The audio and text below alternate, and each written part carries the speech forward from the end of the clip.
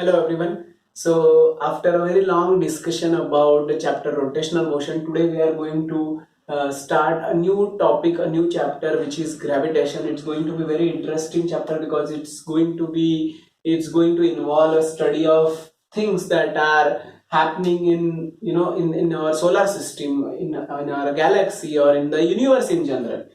So all these, the motion of different planets, their subplanets and different stars and different galaxies, all the things in the universe in general, they are being governed by this such a strong force called as gravitational force. In fact, you know that there are four kinds of forces, four kind of fundamental forces that are in nature. One is gravitational force, which is a long range and relatively a strong force. And then you have a strong nuclear force, you have a weak nuclear force, and you have electromagnetic force. So these are the four fundamental forces. So we are going to study one of these fundamental forces in this chapter, which is a gravitational force. Now in gravitation, I would advise all of you to go to any fundamental books giving you the theory about gravitation. Go to that chapter and read about which all scientists had discoveries regarding this particular chapter. So I would only be mentioning two important names from this chapter. One is Kepler and the other one is Newton.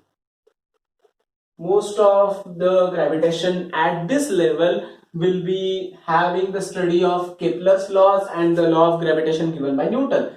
So let us first start our chapter by Kepler's three laws.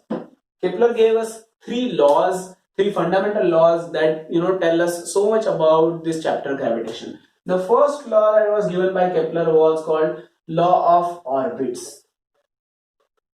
The second law was law of areas, and the third law was law of periods. Okay, so law of orbits had a relatively simple looking statement. So it only says that all the planets, they move in not in circular orbits, but they move in elliptical orbits about the sun. Okay, so all the planets in our solar system, of course, they move about the sun, but we have been hearing that they move about the sun in circular orbits, but that was, I wouldn't say that was wrong, but it was not completely true, because they move in not in circular orbits, but they move in elliptical orbits. That means if this is a sun, then the planet wouldn't take an exactly circular path about the sun, but instead it would take an elliptical path. So what's an elliptical path? It basically looks like an egg, right? So at certain instances the planet is far away from the sun, whereas at certain instances it is nearest to the sun. And when I say nearest, I am talking about a distance of lakhs of kilometers. I am not talking about coming so near to the sun that the planet would burn off. I am not talking about that near, but relatively it comes near to the sun. But the distance, the farthest distance from the sun of the planet and the nearest distance from the sun of the planet, the delta between these two is not much. The percentage change in the distance from the sun of the planet is not much. So again, we usually more or less assume that these two are equal, more or less they are equal, and hence we say that it moves in a circular orbit. But now you know that from Kepler's first law, they do not move in circular orbits, but instead they move in elliptical orbits. So that's about the first law. What is the second law given by Kepler? It was called as law of areas. So as we have seen, planets move about the sun in elliptical orbits. So law of areas states that when these planets do so, let us say this planet, while it moves from here to here, it takes time equal to delta t. Let us say. So we know that Earth completes a rotation about Sun in 365 days. Of those 365 days, let us take a period equal to delta t, say 1 hour, say 1 minute, say 1 second, any small period you can take, and find out what is the angle that Earth makes when it moves from location number 1 to location number 2 in period delta t. What is the angle that it makes with the Earth? Let us say this angle is theta. Okay, and you can calculate the area that this sector is having.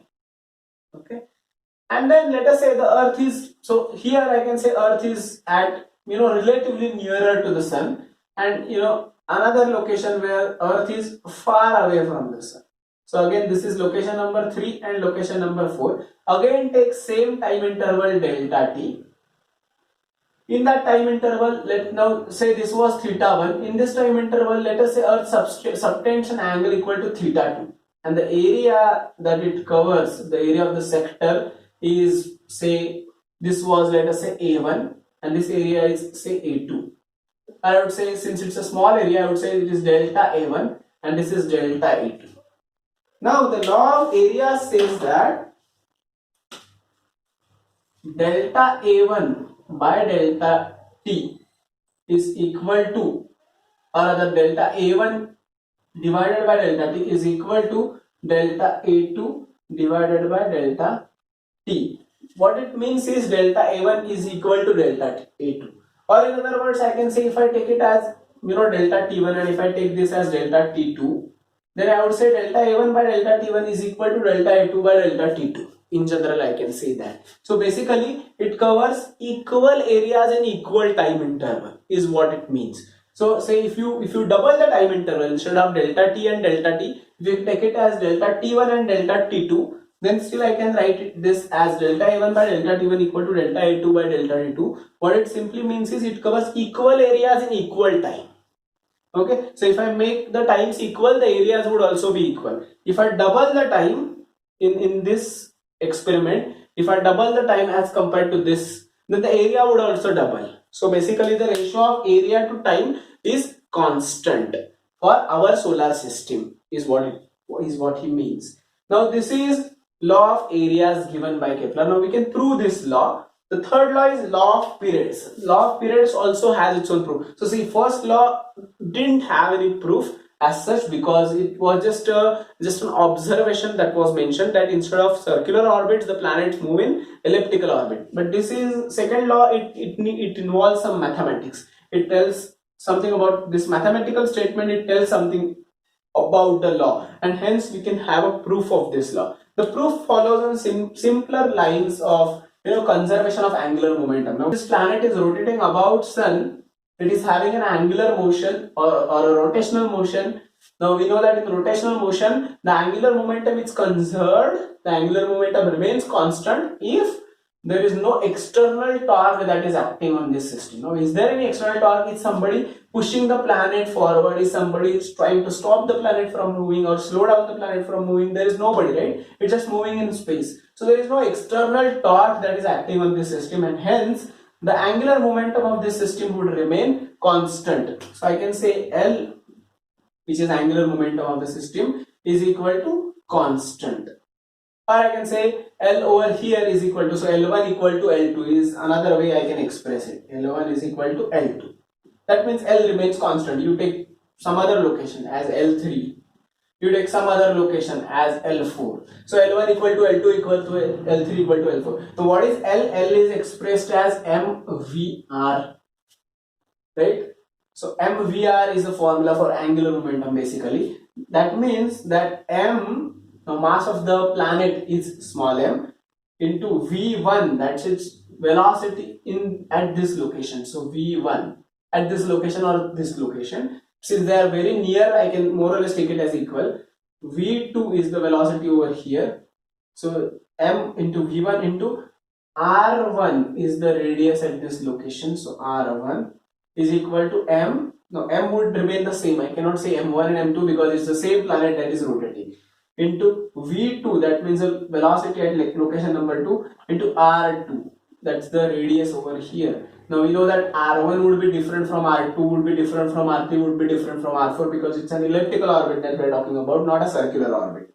Now once we have that, how can I express this law? As we know that v is equal to r omega, so v1 would be equal to r1 omega 1, v2 would be equal to r2 omega 2. So I can say m into v1 can be substituted as r1 omega 1. Now think, where omega 1 omega 2, what is the relationship between them? Omega 1 is expressed as angular velocity here, omega 2 is expressed as angular velocity over here. So what do I have? How do I define angular velocity, or in general, how do I define velocity? Linear velocity is defined as rate of change of displacement with respect to time. How is angular velocity defined as? It is a rate of change of angular displacement with respect to time.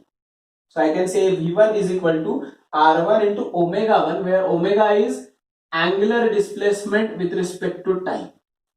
That is m R1 d theta 1 by dt1 is equal to m R2 d theta 2 by dt,